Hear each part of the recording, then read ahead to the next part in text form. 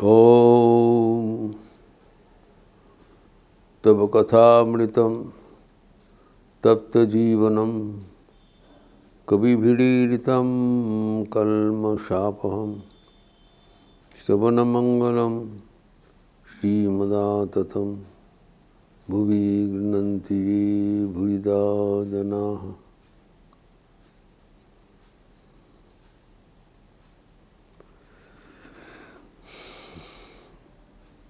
समाधि षट संपत्ति के बारे में हम लोग विस्तृत चर्चा किया है, जो कि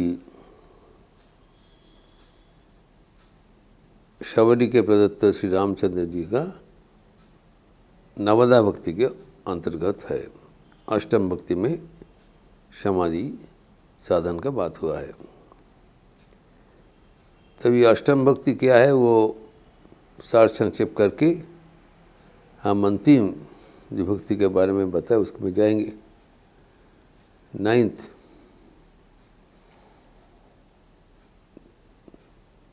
तो लेट अस रिकैपिचुलेट कि हम लोग कौन कौन भक्ति अष्टम भक्ति में इंक्लूड किए हैं। मद भक्तेषु अधिका पूजा, सर्वभूतेषु मन्मतिः, बाह्यार्थेषु विरागितम, समाधि सहितम तथा। इसके चार पाद है, 4 पार्ट। अष्टम भक्ति के 4 पार्ट है और अंतिम पार्ट में 6 विभाग है समाधि। और बाकी 3 पार्ट में क्या है? प्रथम क्या बताया? मद भक्तेषु अधिका पूजा। ये भगवान का एक विचित्र मनोभाव है कि भक्तों को आगे बढ़ा देते हैं।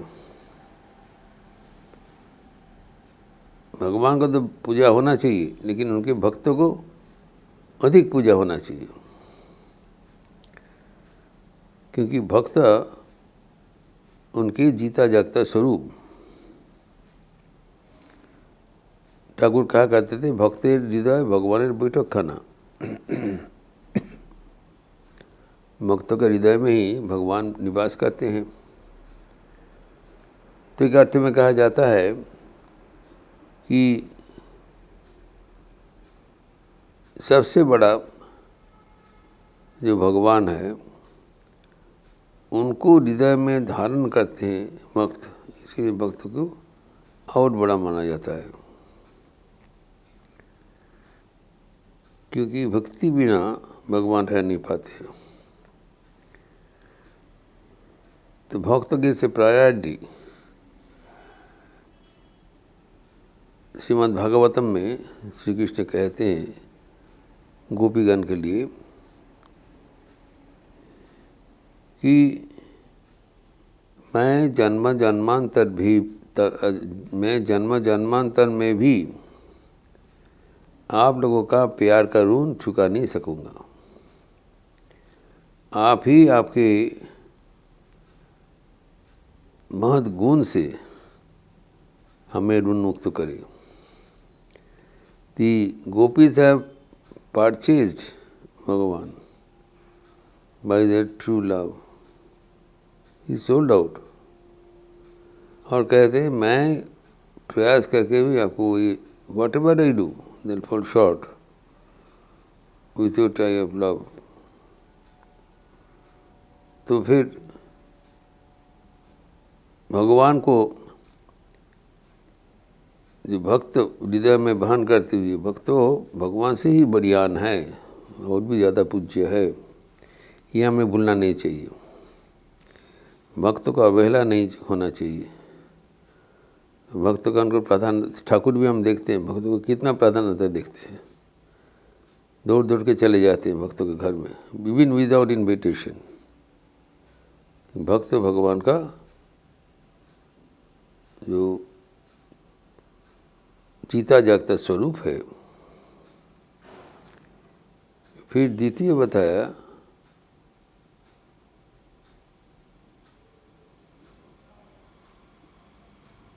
सर्वभूतेषु मन्मति ही, अर्थात प्रत्येक जीव में और भगवान से कोई फर्क नहीं करना। प्रत्येक जीव को भगवान के स्वरूप रूप से दर्शन करना। जैसे भगवान को सेवा किया जाता है सब भूत को किया जाएगा। भगवान का ही एक निवास स्थल है। हम देखते हैं कि भगवत गीता में जो छठा होता है ध्यान योग में वर्ष नंबर 29 भगवान कहते हैं सर्वभूत स्थित जो वाम सर्वभूतानि चात्मनि ईक्षते योग युक्तात्मा सर्वत्र समदर्शिनः। जो प्रत्येक जीव के भीतर जो मैं हूँ, जो ऐसे मुझे देखते हैं, सर्वथा वर्तमान भी हो, जो भी कुछ करे, जो लेकिन सर्वत्र समदर्शिनः, चारों ओर एक ही भगवान को दर्शन करते हैं। यत्र यत्र नित्र पड़े तत्र तत्र कृष्ण स्फुरे। He sees God everywhere.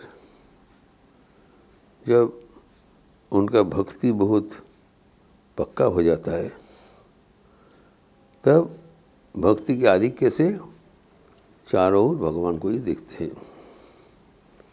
Thakur कहते हैं जब दिया के ऊपर हम गभीर मनोनिवेश करते हैं, दिया का लो में, दिया के शिखा में, दीप शिखा में चारों ओर शिखा दिखाई जाता है। वैसे ही भगवान को ऊपर हमारे जो आकर्षण तीव्र हो जाने से चारों ओर भगवान को ही दिखाई जाता है। सर्वत्र समदर्शिनः। एवं तृतीय बताया बाह्यार्थेषु विरागित्वम। वैराग्य भी अवलंबन करना पड़ेगा। तो वैराग्य के बारे में हम लोग तो कई बार चर्चा किया है।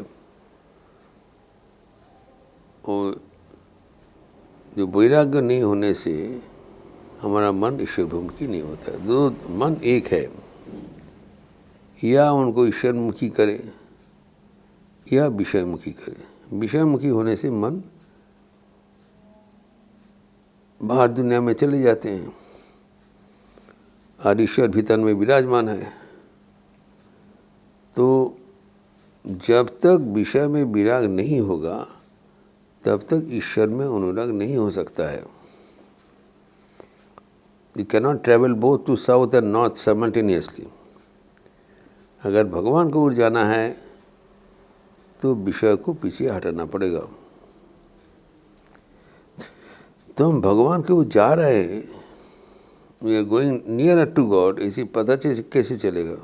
Because God is not seen at the moment, लेकिन द वर्ल्ड इज सीन। अगर हम सचमुच भगवान के ओर जा रहे हैं तब दुनिया पीछे हट जाएगा। ये सब बात है।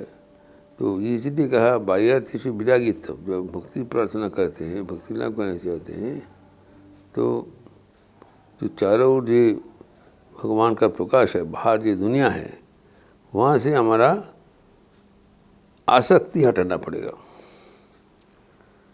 इसीलिए कहा कि आसक्ति, अगर दुनिया में हमें आसक्ति है हो, मन अगर बाहर दुनिया में चले जाए, वही मन तब भगवान में नहीं जाएगा। Mind is one, God is one. तो मन को या हम बाहर दुनिया में नियुक्त करें, हाँ, नहीं तो बाहर दुनिया से समेट करके भगवान में नियोजित करें। जो भक्त है वो भगवान को ही चाहते हैं। तो इसीलिए भक्तगण का ये विचार बहुत महत्वपूर्ण है। तो एक हुआ कि जो भक्तगण है उसको प्राधान्य, उसको भगवान से अधिक पूजा करना, एवं सर्वभूत सर्व प्राणियों में एक ही भगवान को दर्शन करते हुए वैसी व्यवहार करना।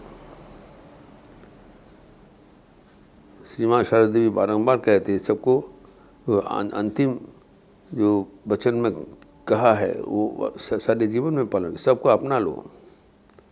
क्यों पढ़ना है माँ, सब अपना लो।